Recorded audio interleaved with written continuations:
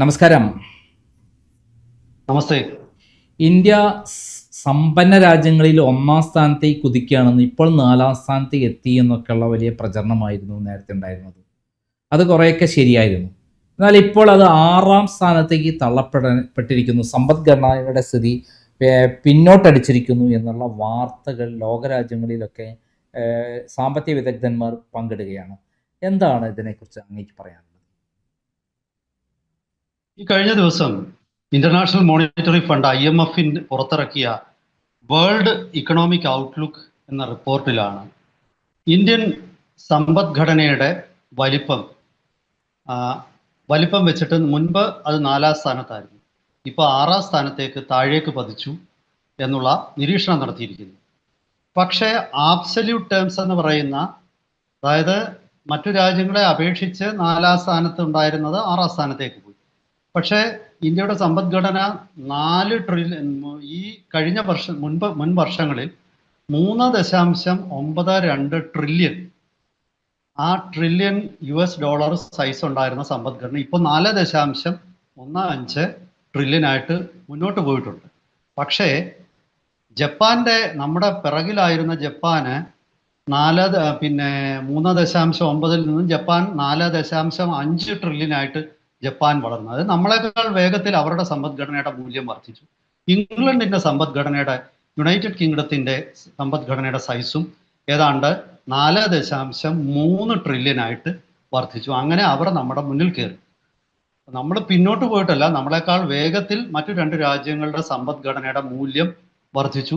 അതിനാലാണ് ഈ ഇന്ത്യൻ സമ്പദ്ഘടന 6-ാം സ്ഥാനത്തേക്ക് പതിച്ചത് എന്ന അതാണ് ഇതിൻ്റെ ഒരു വിശദീകരണം.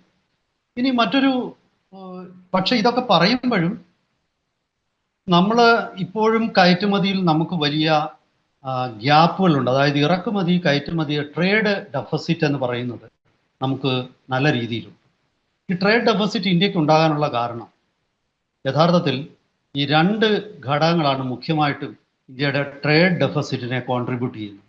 ഒന്ന്, ക്രൂഡ് ഓയിലിൻ്റെയും അതുപോലെ തന്നെ പ്രകൃതിവാതകം, നാച്ചുറൽ ഗ്യാസിൻ്റെ ഇറക്കുമതി. അത് രണ്ടും കൂടെ ഒന്നായിട്ടാണ് ഞാൻ കണക്കായത്. രണ്ടാമത്തേത് ഈ വലിയ സ്വർണ്ണ ഇറക്കുമതി. ഈ 2 ഘടകങ്ങളാണ് ഇന്ത്യയുടെ ഈ വ്യാപാര കമ്മിക്ക് കാരണമായി തീരുന്നത്. ഈ വിഷയത്തിൽ ഇന്ത്യക്ക് കാര്യമായിട്ടൊന്നും ചെയ്യാൻ പറ്റിയിട്ടില്ല എന്നുള്ളത് തന്നെ നമുക്ക് പറയേണ്ടത്. അപ്പോൾ ഈ 2 പ്രധാന വിഷയങ്ങളെ അഡ്രസ്സ് ചെയ്യാൻ, അതിന് ഒരു പരിഹാരം കാണാൻ കേന്ദ്ര സർക്കാരിന് കഴിഞ്ഞിട്ടില്ല. ഇത് തീർച്ചയായിട്ടും നമ്മുടെ സമ്പദ്ഘടനയുടെ വളർച്ചയുടെ ഗതിവേഗം കുറയ്ക്കുന്നതിൽ ഒരു കാരണമാണ്. ഇനി ഇതിനേക്കാൾ ഒക്കെ ഉപരി സാമ്പത്തിക വിദഗ്ധർ പറയുന്നത് ഇപ്പോഴത്തെ ഈ നമ്മുടെ വളർച്ച പിറകിലോട്ട് പോയി എന്ന്, ഇതെല്ലാം കണക്കുകൾ വെച്ചിട്ട് പറയുന്നതാണ്. ആ വളർച്ച പിറകോട്ട് പോയി എന്നുള്ളത് ഉൽപാദനം കുറഞ്ഞത് കൊണ്ടല്ല, അതായത് രൂപയുടെ മൂല്യം താഴോട്ട് പോയതുകൊണ്ട്. ഈ GDP, ഒരു രാജ്യത്തിൻ്റെ GDP വെച്ചിട്ടാണ് ആ രാജ്യത്തിൻ്റെ എക്കണോമിക് സൈസ് കണക്കാക്കുന്നത്. ഈ GDP കണക്കാക്കുന്ന എങ്ങനെയാണ്? ഒരു രാജ്യത്തിൻ്റെ ഒരു രാജ്യം ഒരു വർഷത്തിൽ ഉൽപ്പാദിപ്പിക്കുന്ന ഗുഡ്സ് എന്ന് പറയുന്ന വസ്തുവകകൾ ഉണ്ടല്ലോ, മറ്റ് മാനുഫാക്ചറിങ് ഗുഡ്സ് ഉൾപ്പെടെയുള്ളത്, അത് പ്ലസ് സർവീസസ്, അത് സേവന മേഖല, ഇതെല്ലാം കൂടെ കണക്കിലെടുത്തിട്ടാണ് ഒരു രാജ്യത്തിൻ്റെ GDP ഇത്രയാണെന്ന് തീരുമാനിക്കുന്നത്. പക്ഷെ അങ്ങനെ ഇതിൻ്റെ മൂല്യം കണക്കാക്കുന്നത് ഡോളറിലാണ്. അപ്പോൾ ഡോളറിൽ മൂല്യം കണക്കാക്കുമ്പോൾ ഇന്ത്യയിൽ ഉൽപ്പാദിപ്പിക്കുന്ന എല്ലാ രൂപയിലാണല്ലോ അതിൻ്റെ വില. ആ രൂപയ്ക്ക് ഡോളറിനെ അപേക്ഷിച്ച് മൂല്യം കുറഞ്ഞതുകൊണ്ട് ഈ ഇവിടുത്തെ ഉൽപ്പാദനം കൂടിയാലും ഉൽപ്പാദനത്തിൻ്റെ വർധനവനുസരിച്ച് മൂല്യം കൂടുന്നില്ല. കാരണം രൂപയുടെ മൂല്യം ഡോളറിനെ അപേക്ഷിച്ച് താഴോട്ട് പോവുക. അപ്പം ഈ ഡോളറുമായിട്ടുള്ള താരതമ്യത്തിൽ നമ്മുടെ കറൻസിക്ക് സംഭവിച്ചിരിക്കുന്ന ഒരു പതനമാണ് യഥാർത്ഥത്തിൽ ഈ നമ്മുടെ വളർച്ച കുറച്ച് കാണിക്കുന്നത്. GDPയുടെ വളർച്ച, ഇന്ത്യയിലെ GDP വളർച്ച എങ്ങനെയാണ്? തൊട്ട് തലേ വർഷത്തേക്കാൾ എത്രയധികം ആണ് ഉൽപ്പാദനം കൂടിയിരിക്കുന്നതെന്ന് നോക്കിയാൽ കഴിഞ്ഞ വർഷം 7% വളർച്ച നമുക്കുണ്ടായിരുന്നു. കൃത്യമായിട്ട് പറഞ്ഞാൽ 7.2 6% GDP ഗ്രോത്ത്. അതിനു മുമ്പ് 7.2 ഉണ്ടായിരുന്നു. ഈ വരുന്ന വർഷങ്ങളിലും ഇന്ത്യ 7% അടുപ്പിച്ചുള്ള വളർച്ച ഇന്ത്യക്കുണ്ട്. അപ്പൊ ഇന്ത്യയുടെ വളർച്ച, ഉൽപാദനം തടസ്സപ്പെട്ടിട്ടില്ല.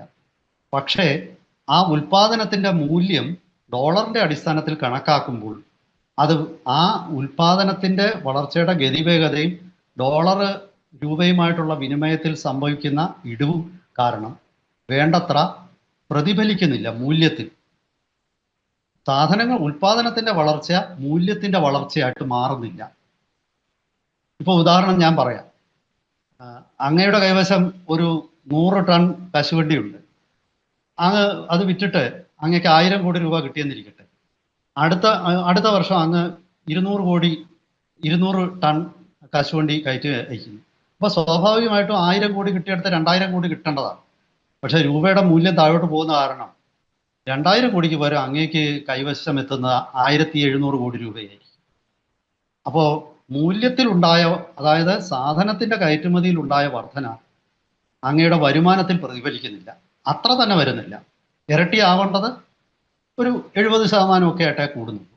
ഇതാണ് ഇന്ത്യയുടെ സമ്പദ്ഘടനയുടെ ഇപ്പോഴത്തെ ഒരു പ്രതിസന്ധി. ഇവിടെ ഈ ഇന്ത്യയുടെ കറൻസിയുടെ വില താഴോട്ട് പോകാനുള്ള കാരണമായിട്ട് ഈ അടുത്ത കുറച്ച് ഒരു 10-12 ദിവസത്തിന് മുമ്പ് റിസർവ് ബാങ്ക് മാർക്കറ്റിൽ ഒന്ന് ഇടപെട്ടു. നമ്മളന്ന് അത് ആ വാർത്ത ചെയ്തതാണ്. സാമ്പത്തിക അത്ര വലിയ ഇതെല്ലാം തന്നെ വളരെ കുറച്ച് പ്രേക്ഷകരുള്ള ഒരു മേഖലയാണ്. കാരണം ഇത് തികച്ചും സാമ്പത്തികമാണ്. അപ്പൊ ഞാൻ അതിനകത്തിലെ കാര്യം എന്ന് പറയുന്നത്, റിസർവ് ബാങ്ക് ഇടപെടാനുള്ള കാര്യം എന്ന് പറയുന്നത്, യഥാർത്ഥത്തിൽ രൂപയുടെ മൂല്യം കുറയാനുള്ള ഒരു കാരണം ഇന്ത്യയിലെ ബാങ്കുകൾ നടത്തുന്ന ഊഹക്കച്ചവടമായിരുന്നു.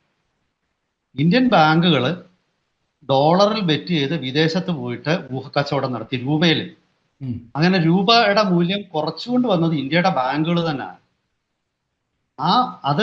അക്കാര്യത്തിൽ റിസർവ് ബാങ്ക് ഇടപെട്ടിട്ട് ശക്തമായ നിയന്ത്രണങ്ങൾ കൊണ്ടുവരും. ഇന്ത്യയുടെ ചില കച്ചവടക്കാര്, ഇന്ത്യയുടെ ഈ കറൻസി മേഖലയിൽ ഫോറിൻ എക്സ്ചേഞ്ച് വ്യാപാരം നടത്തിയവര്, അവരെ സഹായിക്കുന്ന ചില ബാങ്കുകൾ, പിന്നെ ഈ ബാങ്കുകൾ സ്വയമേവ ഇങ്ങനെയൊക്കെ ഒരുപാട് അനധികൃതമായിട്ടുള്ള പ്രവർത്തനങ്ങളിലൂടെ രൂപയുടെ മൂല്യം ഇവരൊക്കെ തന്നെ താഴേക്ക് വലിച്ചു. അത് വ്യക്തികൾ എന്നുള്ള നിലയ്ക്ക് അവർക്ക് ലാഭം ഉണ്ടാക്കി. കാരണം അവർ ഊഹക്കച്ചവടം നടത്തിയത് അവർ രൂപയുടെ മൂല്യം ഇടിയും എന്നുള്ള പ്രതീക്ഷയിൽ തന്നെയാണ് അവർ നിക്ഷേപിച്ചിരുന്നത്. പിന്നെ ഇതിനകത്ത് മറ്റു ചില ഘടകങ്ങളൂടെ വന്നു. അതായത് ഇന്ത്യയുടെ വളർച്ച ഉണ്ടായിട്ടും ഇന്ത്യയിൽ നിന്നും വലിയ രീതിയിൽ പുറത്തേക്ക് മൂലധനം പ്രത്യേകിച്ച് അമേരിക്കൻ കമ്പനികൾ പിൻവലിച്ചു. ഇതിൽ ഒരുപക്ഷെ ഒരു രാഷ്ട്രീയം ഉണ്ടാവാം. കാരണം അമേരിക്കയെ സംബന്ധിച്ചിടത്തോളം ഇന്ത്യൻ സമ്പദ്ഘടന അതിവേഗം വളരുന്നതിനെ അവിടെ അമേരിക്ക യോജിക്കുന്നില്ല. അമേരിക്കയെ സംബന്ധിച്ചിടത്തോളം ഇന്ത്യ അമേരിക്കയുടെ ഒരു സ്വാധീന വലയത്തിന് പുറത്തേക്ക് പോകും അങ്ങനെ സംഭവിച്ചാൽ. അത് കാരണം അമേരിക്കയെ സംബന്ധിച്ച് അമേരിക്ക എപ്പോഴും ഇന്ത്യൻ ഭരണഘടനയുടെ വളർച്ചയ്ക്ക് ഒരുപാട് തടസ്സങ്ങൾ ഉണ്ടാക്കും. അതാണ് ഇന്ത്യയുമായിട്ടുള്ള ട്രേഡ് ഡീലിൽ അമേരിക്ക കനത്ത താരിഫ് നമുക്കെതിരെ ചുമത്തിയത്. ഇന്ത്യക്ക് അമേരിക്കയ്ക്ക് വളരെ കൃത്യമായിട്ട് അറിയാം ഇന്ത്യ എണ്ണയോ പ്രകൃതിവാതകമോ ഉൽപ്പാദിപ്പിക്കാത്ത രാജ്യമാണെന്ന്. അത് കാരണം ഇന്ത്യക്ക് ഈ രണ്ട് വിഭവങ്ങളും ഇറക്കുമതി ചെയ്യാതിരിക്കാൻ പറ്റില്ലെന്നറിയാം. അത് കുറച്ചു കാലമായിട്ട് ഇന്ത്യ കുറഞ്ഞ വിലയ്ക്ക് റഷ്യയിൽ നിന്ന് വാങ്ങിക്കുന്ന അമേരിക്കയ്ക്ക് അറിയാം. ഇന്ത്യക്ക് അതുമൂലം വലിയ ലാഭം ഉണ്ടാകുന്നു എന്നുള്ളത് അമേരിക്കയ്ക്ക് അറിയാം. അപ്പോൾ അങ്ങ് ലാഭം ഉണ്ടാക്കണ്ട, കൂടിയ വിലയ്ക്ക് തന്നെ നിങ്ങൾ വാങ്ങിക്കണം. നിങ്ങളുടെ സമ്പദ്ഘടന ഇതുമൂലം വലിയ നേട്ടങ്ങൾ ഉണ്ടാക്കരുത്. ഇപ്പോൾ നമ്മൾ കുറച്ചു മുമ്പ് ചർച്ച ചെയ്തു ഇറാനുമേൽ അമേരിക്ക നടത്തുന്ന സാമ്പത്തിക യുദ്ധം. ആ സാമ്പത്തിക യുദ്ധം ഇന്ത്യക്ക് മേൽ നാളുകളായിട്ട് അമേരിക്ക നടത്തിക്കൊണ്ടിരിക്കുകയാണ്. ഈ സാമ്പത്തിക യുദ്ധം വേണ്ട രീതിയിൽ പ്രതിരോധിക്കാൻ ഒരുപക്ഷെ ഇന്ത്യക്ക് നല്ല ഒരു രാജ്യത്തിനും അത് കഴിയുന്നില്ല. കാരണം റഷ്യക്ക് പോലും അതിന് കഴിയുന്നില്ല. ചൈന പോലും ഇക്കാര്യത്തിൽ അമേരിക്കയുമായിട്ട് പലപ്പോഴും കോംപ്രമൈസ് ചെയ്യേണ്ട സാഹചര്യമുണ്ട്. പിന്നെ അവരതിന് തിരിച്ചടിച്ചത് അപൂർവ ധാതുക്കൾ, റെയർ എർത്ത് എന്ന് പറയുന്ന, അത് ലോകത്തിൽ ഏറ്റവും കൂടുതൽ ഉൽപ്പാദിപ്പിക്കുന്ന അമേരിക്കയാണ്. അപ്പോൾ അമേരിക്കയുടെ F-35 തൊട്ട് എല്ലാ വിമാനങ്ങൾ തൊട്ട് മിസൈലുകൾ വരെ ഈ റെയർ എർത്ത് എന്ന് പറയുന്ന ലോഹങ്ങൾ ഉപയോഗിക്കുന്നു. അത് ചൈന കയറ്റുമതി ചെയ്യുന്നതിൽ നിയന്ത്രണം കൊണ്ടുവന്നു. അങ്ങനെ അമേരിക്കയ്ക്ക് ചൈന ഒരു തിരിച്ചടി കൊടുത്തു. ഇന്ത്യയെ സംബന്ധിച്ചിടത്തോളം അങ്ങനെ ഒരു വിഭവം നമ്മുടെ കൈവശമില്ല. ആ ഇല്ലാത്തതിൻ്റെ ഒരു പരിണത ഫലമായിരിക്കാം അമേരിക്കയുടെ ഇത്തരം ഉപരോധങ്ങൾക്കും അല്ലെങ്കിൽ ഇത്തരം സാമ്പത്തിക ആക്രമണങ്ങൾക്കുമൊക്കെ പ്രതിരോധിക്കുന്നതിൽ നമുക്ക് പരിമിതികൾ ഉണ്ടാകുന്നത്. ഈ പരിമിതികളാണ് ഇത്തരം എന്താണ് സാമ്പത്തിക വളർച്ച അല്ലെങ്കിൽ സമ്പദ്ഘടനയുടെ വലിപ്പം അതുപോലുള്ള വിഷയങ്ങളിൽ നമ്മൾ വേണ്ട രീതിയിൽ നമുക്ക് മുന്നേറാൻ കഴിയാതിരിക്കുന്നത്. വേറൊരു കാര്യം കൂടെ പറഞ്ഞ് ഞാനിത് അവസാനിപ്പിക്കാം ഈ ചർച്ച. അതായത് സമ്പദ്ഘടനയുടെ വലിപ്പം എന്നൊക്കെ നമ്മൾ പറയുമ്പോൾ ഇത് നോമിനൽ GDP അടിസ്ഥാനത്തിലാണ് ഇപ്പോൾ സമ്പദ്ഘടനയുടെ സൈസ് നിർണ്ണയിക്കുന്നത്. എന്ന് വെച്ചാൽ നമ്മൾ പറഞ്ഞല്ലോ, ഒരു രാജ്യം ഒരു വർഷം ഉൽപ്പാദിപ്പിക്കുന്ന ഗുഡ്സും സർവീസസിൻ്റെ ടോട്ടൽ മൂല്യമാണ് GDP എന്ന്. അപ്പോൾ ഈ ഗുഡ്സും സർവീസസും ഡോളറിലാണ് കണക്കാക്കുന്നത് അതാത് വർഷത്തെ. പക്ഷേ അതിൻ്റെ യഥാർത്ഥ മൂല്യം അറിയണമെങ്കിൽ അതിൻ്റെ ആ രാജ്യത്തെ ജീവിത ചെലവ് കൂടി കണക്കാക്കണം. അതിനാണ് പർച്ചേസിംഗ് പവർ പാരിറ്റി എന്ന് പറയുന്ന ഒരു സംവിധാനം, PPP എന്ന് പറയും. അപ്പോൾ രണ്ട് രീതിയിൽ GDP കണക്കാക്കും. ഒന്ന് നോമിനൽ GDP, മറ്റൊന്ന് പർച്ചേസിംഗ് പവർ പാരിറ്റി. ഈ പർച്ചേസിംഗ് പവർ പാരിറ്റി അനുസരിച്ച് നോക്കുമ്പോൾ ഇന്ത്യയുടെ ജീവിത ചെലവ് കുറവാണ്. അമേരിക്കയിൽ $100 കൊണ്ട് വാങ്ങിക്കാൻ പറ്റുന്നതിൻ്റെ എത്രയോ അധികം സാധനങ്ങൾ ഇന്ത്യയിൽ വാങ്ങിക്കാൻ പറ്റും. അമേരിക്കയിൽ അത് കാരണം യഥാർത്ഥ ഈ പറയുന്ന നോമിനൽ GDP എന്ന് പറയുന്ന സമ്പദ്ഘടനയുടെ യഥാർത്ഥ ശക്തിയെ കാണിക്കുന്നില്ല. അതിനാണ് PPP എന്ന് പറയുന്ന രീതിയിലുള്ള ഈ കണക്കുകൂട്ടൽ. PPP അനുസരിച്ചുള്ള കണക്കുകൂട്ടലാണെങ്കിൽ ഇന്ത്യ ലോകത്തിലെ മൂന്നാമത്തെ വലിയ സമ്പദ്ഘടനയാണ് ഇപ്പോൾ തന്നെ. അത് വർഷങ്ങളായിട്ട് ഇന്ത്യ തന്നെയാണ്. ഏതാണ്ട് 17 ട്രില്യൺ വലിപ്പമുള്ള സമ്പദ്ഘടനയാണ് ഇന്ത്യയുടെ. അപ്പൊ ഞാൻ പറഞ്ഞു വന്നത് ഇങ്ങനെ പല ഇതൊക്കെ തന്നെ കണക്കുകൂട്ടലുകളുടെ പ്രത്യേകതയും കണക്കുകൂട്ടലുകളുടെ ഒരു രീതിയും ഒക്കെ വെച്ചിട്ട് നമുക്ക് അങ്ങോട്ടും ഇങ്ങോട്ടും ഒക്കെ മാറ്റാം. പക്ഷെ അതൊക്കെ പറയുമ്പോഴും നമ്മുടെ വ്യാപാര കമ്മി അതൊരു യാഥാർത്ഥ്യമായിട്ട് തന്നെ അവശേഷിക്കുന്നു. നമ്മുടെ ഇന്ധനത്തിനും ഊർജവും അതുപോലെ ആവശ്യമില്ലാതെ ഈ സ്വർണ്ണ ഇറക്കുമതിയും, ഇന്ത്യക്കാരുടെ സ്വർണത്തിനോടുള്ള ഒരു വല്ലാത്ത അഭിനിവേശം, ഈ സ്വർണ്ണ ഇറക്കുമതിയും ഇന്ത്യക്ക് നിയന്ത്രിക്കാൻ പറ്റിയില്ലെങ്കിൽ ഇന്ത്യയുടെ വ്യാപാര കമ്മി എല്ലാ കാലവും ഇതുപോലൊക്കെ തന്നെ നിലനിൽക്കാൻ സാധ്യതയുണ്ട്. അല്ലെങ്കിൽ ചൈനയെ പോലെ നമ്മൾ വലിയൊരു ഉൽപാദന രാജ്യമായിട്ട്, മാനുഫാക്ചറിങ് ബേസായിട്ട് ഇപ്പോൾ സെമി കണ്ടക്ടർ ചിപ്പ് ഇന്ത്യ ഉൽപ്പാദിപ്പിക്കാൻ തുടങ്ങുന്നുണ്ട്. ഒരുപക്ഷെ അതിൻ്റെ ഒരു വളർച്ച, ആ മേഖലയുടെ വളർച്ച അത് കുതിച്ചു കയറിയാൽ 2030 ശേഷം ഈ കഥയൊക്കെ മാറുകയും ആയിരിക്കാം. കാരണം ലോകത്തിൽ സെമി കണ്ടക്ടർ ചിപ്പുകൾ ഉൽപ്പാദിപ്പിക്കുന്ന പ്രധാന രാജ്യങ്ങളിൽ ഒന്നായിട്ട് ഇന്ത്യ മാറുന്നതോടുകൂടി ഇത്തരം ഒരുപാട് വ്യാപാര മേഖലയിലെ കമ്മി നമ്മൾക്ക് കുറയ്ക്കാനും നമ്മൾക്ക് നമ്മുടെ ഊർജ അല്ലെങ്കിൽ സ്വർണ്ണ ഇറക്കുമതികളെ കോമ്പൻസേറ്റ് ചെയ്യാൻ ചിപ്പുകളുടെ കയറ്റുമതിയിലൂടെ നമുക്ക് സാധിക്കും എന്നൊക്കെ നമുക്ക് പ്രതീക്ഷിക്കാം. എന്തായാലും ശരി, വരും ദിവസങ്ങളിൽ കൂടുതൽ ഉണർവോടെ ഇവിടെ നമ്മുടെ BJP ഗവൺമെന്റും നരേന്ദ്രമോദിയും അവകാശപ്പെട്ടുകൊണ്ടിരിക്കുന്നത് ലോകത്തിലെ സമ്പത്ത് രാജ്യങ്ങളെ 1-ാം സ്ഥാനത്തേക്ക് ഇന്ത്യയെ എത്തിക്കും, 140 കോടി ജനസംഖ്യയുള്ള രാജ്യമാണ് ഇന്ത്യ എന്നുള്ള സങ്കല്പത്തിന് ഒരു തിരിച്ചടിയല്ലേ 4-ാം സ്ഥാനത്ത് നിന്ന് 6-ാം സ്ഥാനത്തേക്ക് പോകുമ്പോൾ ഉണ്ടാകാൻ പോകുന്നത്? അല്ല, അത് തിരിച്ചടി എന്ന് ഞാൻ പറയുന്നില്ല. കാരണം ഇത് വളരെ, ഞാൻ പറഞ്ഞല്ലോ, ഇത് വളർച്ച താഴോട്ട് പോയിട്ടില്ല. പക്ഷേ നമ്മളെക്കാൾ വേഗത്തിൽ വേറൊരാൾ വളർന്നു. ആ വളർന്നത് ഇതിൻ്റെ മൂല്യം കണക്കാക്കുന്ന രീതി കൊണ്ടാണ്. നേരെ മറിച്ച് ഇന്ത്യയുടെ വളർച്ച, ഗ്രോത്ത് ഇപ്പം 7% ഗ്രോത്താണ് ഈ കഴിഞ്ഞ വർഷമൊക്കെ രേഖപ്പെടുത്തിയത്, 2 വർഷങ്ങളിലായി. ആ വളർച്ച ഒരു 5% താഴെ ആയിരുന്നെങ്കിൽ, അത് കാരണമാണ് GDP താഴോട്ട് പോയിരുന്നതെങ്കിൽ സ്വാഭാവികമായിട്ടും ആ അവകാശവാദത്തിന് ഒരു തിരിച്ചടിയാണ്. പക്ഷേ തീർച്ചയായിട്ടും പുറത്ത് അവകാശവാദങ്ങൾ നടത്തുമ്പോൾ, കണക്കുകൾ ഉദ്ധരിക്കുമ്പോൾ ഈ 4-ാം സ്ഥാനത്തുള്ളത് 6-ാം സ്ഥാനത്തായി മാറുന്നു എന്നുള്ളത് സർക്കാരിന് തീർച്ചയായിട്ടും ഒരുപാട് വിശദീകരണം കൊടുക്കേണ്ട വരും.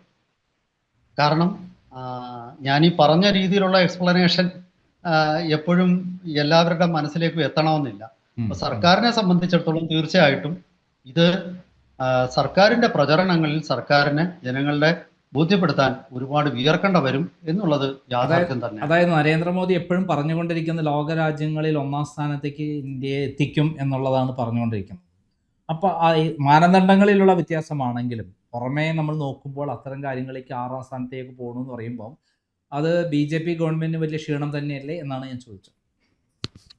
തീർച്ചയായിട്ടും അതൊരു പ്രചരണ മേഖലയിൽ തീർച്ചയായിട്ടും അത് ഒരു ക്ഷീണം തന്നെ ആയിരിക്കും. അത് ഒരുപാട് വിശദീകരണം കൊടുക്കേണ്ടി വരും.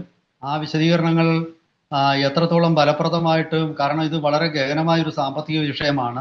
എന്തൊക്കെ പറഞ്ഞാലും അത് കുറച്ച് ആൾക്കാരുടെ മനസ്സിൽ അത് തീർച്ചയായിട്ടും അത് അവിടെ അങ്ങനെ തന്നെ നിൽക്കും. എന്തായാലും വരും ദിവസങ്ങളിൽ അത് എങ്ങനെ ഏത് രീതിയിലാണ്, ഇപ്പം ചില മാധ്യമങ്ങളൊക്കെ പറയുന്നത് ഇത് വളരെ ചെറിയൊരു വ്യത്യാസമാണ്. ഇപ്പം 4.15 ട്രില്യൺ, 4.30 ട്രില്യൺ, 4.5 ട്രില്യൺ, ഇതൊക്കെ അങ്ങോട്ടും ഇങ്ങോട്ടും പെട്ടെന്ന് മാറും. ഒരു വർഷത്തിനുള്ളിൽ വീണ്ടും കണക്കുകൾ പുതുക്കും. അപ്പോൾ മറ്റൊരു രീതിയിലായിരിക്കാം വിശദീകരണം വരുന്നത് എന്നൊക്കെയുള്ള സൂചനകളാണ് പലയിടം വരുന്നത്. എന്തായാലും ശരി, വരും ദിവസങ്ങളിൽ കൂടുതൽ ഡാറ്റയും കൂടുതൽ വിശദീകരണങ്ങളും വരുമ്പോൾ നമുക്ക് കൂടുതൽ വിശകലനങ്ങളുമായിട്ട് നമ്മുടെ പ്രേക്ഷകരെ സമീപിക്കാം എന്നാണ് എനിക്ക് തീർച്ചയായും പ്രേക്ഷകർ ഇതിനെക്കുറിച്ച് കൂടുതൽ അറിയാൻ താല്പര്യമുള്ളവരായിരിക്കും എന്ന് തന്നെ കരുതാം. നന്ദി, നമസ്കാരം.